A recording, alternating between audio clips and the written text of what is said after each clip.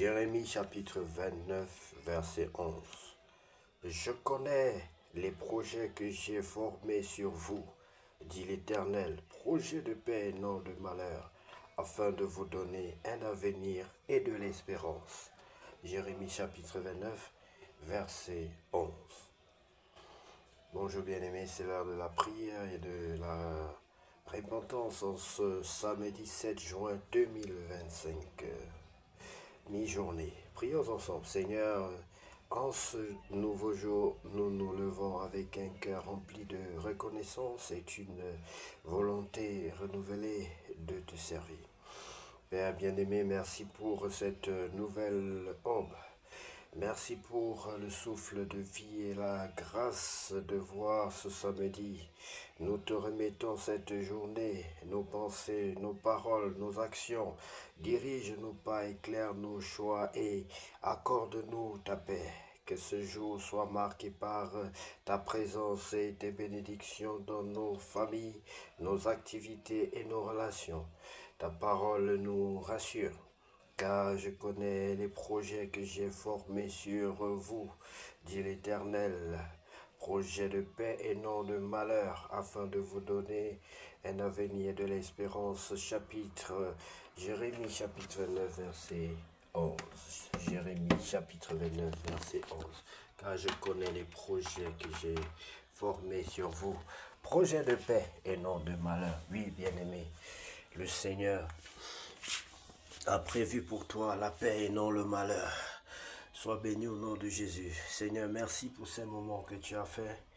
Merci pour la joie, pour la paix que tu mets dans nos cœurs. Merci pour tout ce que tu fais pour nous, Seigneur. Bien-aimé, que Dieu te bénisse. Nous allons t'accompagner dans la prière. Si tu n'as pas encore reçu le Seigneur Jésus-Christ dans ton cœur, dans ta vie comme ton sauveur personnel et ton Seigneur, c'est le moment de le faire. Saisis cette opportunité, bien-aimé. Tu peux prendre la position qui honore ton Dieu et tu vas donc te repentir. Tu vas demander pardon à ton Dieu pour tous les péchés que tu as commis depuis ta naissance jusqu'à ce jour et demander à ce grand Dieu-là de venir demeurer dans ta vie, dans ton cœur comme ton sauveur personnel et ton Seigneur.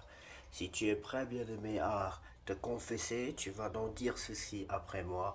Seigneur Jésus-Christ, je suis prêt à te recevoir dans ma vie comme mon sauveur personnel.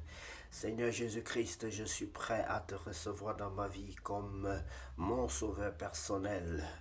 Oh Seigneur, prends le plein contrôle de ma vie. Oh Seigneur, prends le plein contrôle de ma vie. Sans toi, je ne suis rien, je ne peux rien faire sans toi. Sans toi, je ne suis rien, je ne peux rien faire sans toi. Lave-moi par le sang de l'agneau. Lave-moi par le sang de l'agneau. Détruis en moi tout ce qui ne te glorifie pas. Brise en moi tout ce qui ne te glorifie pas. Sans toi, je ne suis rien, je ne peux rien faire sans toi, Seigneur. Prends le plein contrôle de ma vie. Prends le plein contrôle de ma vie. Baptise-moi et remplis-moi de ton Esprit Saint. Oui, Seigneur, je t'accepte dans ma vie comme mon sauveur personnel et mon Seigneur. Baptise-moi et remplis-moi de ton Esprit Saint pour marcher selon ta volonté et non la mienne. Tu as dit que ton Esprit Saint est toujours disposé, mais la chair est faible. Raison pour laquelle je te demande la plénitude de ton Esprit Saint. Ouais, moi de ta puissance, de l'onction de ton Esprit Saint. Je t'en supplie, Père. Au nom de Jésus-Christ de Nazareth, j'ai ainsi prié. Amen. Bien-aimé, la Bible dit, heureux l'homme qui ne marche pas selon le conseil des méchants, qui ne s'arrête point sur la voie des pécheurs, et qui ne s'assied point en compagnie des moqueurs, mais qui trouve son plaisir dans la loi de l'Éternel et la médite jour et nuit. Il est comme un arbre planté près d'un courant d'eau qui porte son fruit en son temps et dont le feuillage ne se flétrit point. Dieu n'est pas un homme pour mentir, bien-aimé, ni le Fils de l'homme pour se repentir. Si tu mets en pratique ses exigences, sa parole, ses lois et ses recommandations, bien-aimé, tu verras ses promesses qui accompagnent chacune de ces recommandations s'accomplir dans ta vie. Je n'ai jamais été déçu par ce grand Dieu d'amour. Je suis fier d'être enfant de Dieu, d'être appelé chrétien, d'être chrétien.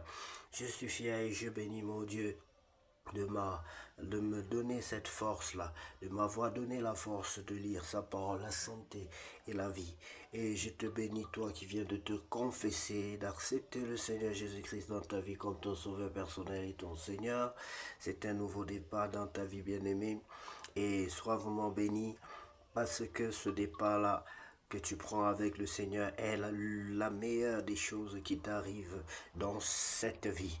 C'est un grand jour pour toi. Sache que les anges, plus que jamais, sont fiers de toi. La Bible dit qu'il y a plus de joie dans le ciel pour un pécheur qui se repent que pour 1000 justes. Et tu t'es repenti en tant que pécheur, et sache que tu as mis la joie dans le ciel. Tu as mis la joie et cette joie-là au ciel est tienne. Bien-aimé, que cette joie te remplisse aussi au nom de Jésus-Christ. Car notre Dieu revienne la gloire, la puissance et l'honneur pour tous les siècles. Amen.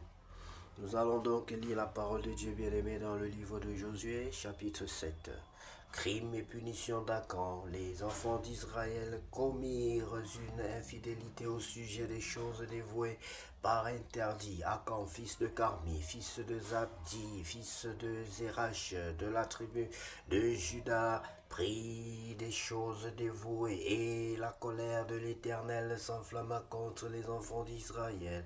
Josué envoya de Jéricho des hommes vers Haï, qui est près de Beth-Aven, à l'orient de Bethel. Il leur dit: montez et explorez le pays. Et ces hommes montèrent et explorèrent Haï. Ils revinrent auprès de Josué et lui dirent: il est inutile de faire marcher tout le peuple. 2 ou 3 000 hommes suffiront pour battre Haï. Ne donne pas cette fatigue à tout le peuple, car ils sont en petit nombre. 3 000 hommes environ se mirent en marche, mais ils prirent la fuite devant les gens d'Haï. Les gens d'Haï leur tuèrent environ 36 hommes. Ils les poursuivirent depuis la porte jusqu'à Shebarim et les battirent à la descente. Le peuple fut consterné et perdit courage. Josué déchira ses vêtements et se prosterna jusqu'au soir, le visage contre terre devant l'arche de l'Éternel, lui et les anciens d'Israël, et ils se couvrirent la tête de poussière. Josué dit: ah, Seigneur éternel, pourquoi tu fais passer le Jourdain à ce peuple pour nous livrer entre les mains des Amoréens et nous faire périr? Oh, si nous avions su rester de l'autre côté du Jourdain. De grâce, Seigneur, que dirais-je après qu'Israël a tourné le dos devant ses ennemis? Les Cananéens et tous les habitants du pays l'apprendront, ils nous envelopperont et ils feront disparaître notre nom de la terre. Et que feras-tu pour ton grand nom? L'Éternel dit à Josué: lève-toi, pourquoi restes-tu ainsi couché sur ton visage? Israël a péché, ils ont transgressé mon alliance que je leur ai prescrite, ils ont pris des choses dévouées par interdit, et ils les ont dérobées et ont menti, et ils les ont cachées parmi leurs bagages. Aussi les enfants d'Israël ne peuvent-ils résister à leurs ennemis? Ils tourneront le dos devant leurs ennemis, car ils sont sous l'interdit.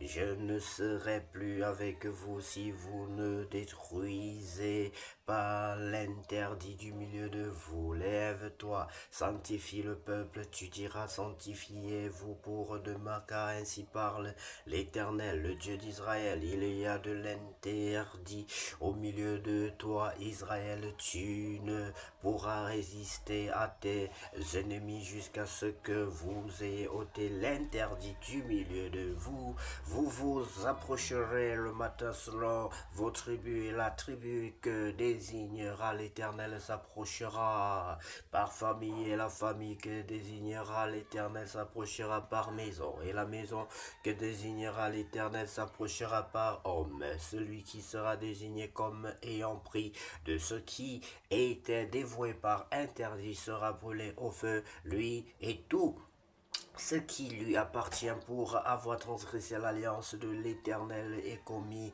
une infamie en Israël. Josué se leva de bon matin et il fit approcher Israël selon ses tribus. Et la tribu de Juda fut désignée. Il fit approcher les familles de Juda et la famille de Zérach fut désignée. Il fit approcher la famille de Zérach par maison et Zabdi fut désigné. Il fit approcher la maison de Zabdi par homme et Akan, fils de Carmi, fils de Zabdi, fils de Zérach, de la tribu de Juda fut désigné.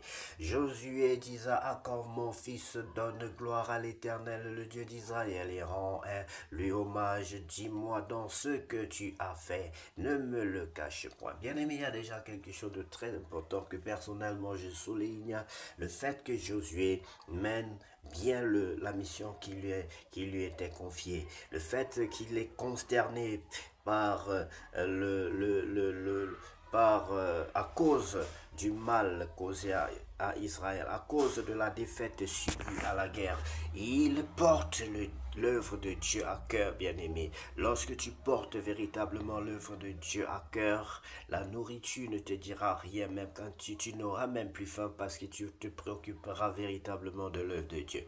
Et je prie l'Éternel qui nous donne à ce que nous ayons le respect, la charge, que nous puissions mettre la priorité sur le service que sur nos intérêts personnels, que nous puissions le servir avec dévotion au nom de Jésus-Christ. Akan répondit à Josué et dit, il est vrai que j'ai péché contre l'Éternel, le Dieu d'Israël, et voici ce que j'ai fait. J'ai vu dans le butin un beau manteau de Shinéar, 200 cycles d'argent et un lingot d'or du poids de 50 cycles. Je les ai convoités et je les ai pris. Ils sont cachés dans la terre au milieu de ma tente et l'argent est dessous. Josué envoya les gens qui coururent à la tente et voici les objets étaient cachés dans la tente d'Akan et l'argent était dessous. Ils les prirent du milieu de la tente, les apportèrent à Josué et à tous les enfants d'Israël et les déposèrent devant l'Éternel. Josué et tout Israël avec lui prirent Akan, fils de Zérach, l'argent, le manteau, le lingot d'or, les fils et les filles d'Akan, ses bœufs, ses ânes, ses brebis, sa tente et tout ce qui lui appartenait, et ils les firent monter dans la vallée d'Accord. Josué dit, pourquoi nous as-tu troublés? L'Éternel te troublera aujourd'hui. Et tout Israël le lapida, on les brûla au feu, on les lapida, et l'on éleva sur Akan un grand monstre de pierre qui subsiste encore aujourd'hui, et l'Éternel revint de l'ardeur de sa colère. C'est à cause de cet événement qu'on a donné jusqu'à ce jour à ce lieu le nom de vallée d'Accord. Voilà, bien-aimés, lorsqu'il y a l'interdit dans notre vie, lorsqu'il y a l'interdit dans notre famille, lorsqu'il y a l'interdit dans notre pays, nous devons chasser. L'interdit, c'est tout ce que l'Éternel ne veut pas dans ta vie. Tant qu'il y aura des choses que l'Éternel déteste dans ta vie, bien-aimée, ta vie, tu seras troublé. Tu seras troublé. Seigneur, donne-nous à nous débarrasser de tout ce qui n'est pas de toi. Que les bagages sataniques soient jetés. Je jette tous les bagages sataniques au nom de Jésus-Christ de Nazareth. Hors de ma maison. Hors de ma maison, le mensonge hors de ma maison, le vol hors de ma maison. Aide-moi dans cette mission, Saint-Esprit de Dieu. Aide-nous à nous débarrasser de tout ce qui est interdit par toi, de tout ce qui est interdit dans notre maison, dans ta communauté, dans ta présence, afin que ta présence envahisse nos maisons, nos vies, au nom de Jésus-Christ de Nazareth. Que l'interdit n'ait plus de place dans nos vies, Père éternel, au nom de Jésus. Bien-aimé, sois béni. Continue à prier et à lire la parole de Dieu. Que Dieu te bénisse abondamment et établit un programme de méditation, de lecture, d'études bibliques, de prière.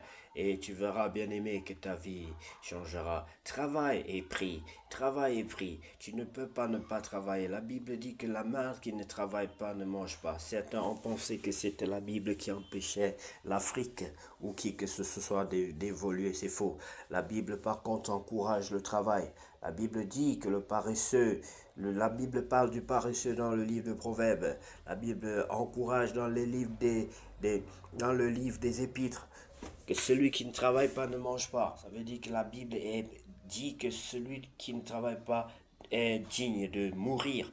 Donc ça ne vaut la peine d'accuser la Bible comme quoi ce serait à cause de la Bible que l'Afrique ne prospère pas. C'est faux. Bien-aimé, que Dieu vous bénisse abondamment et puisse cette journée être la plus glorieuse de toutes les journées déjà vécues sur cette terre. Au nom de Jésus-Christ, nous avons ainsi prié. Amen. Je sais ta parole.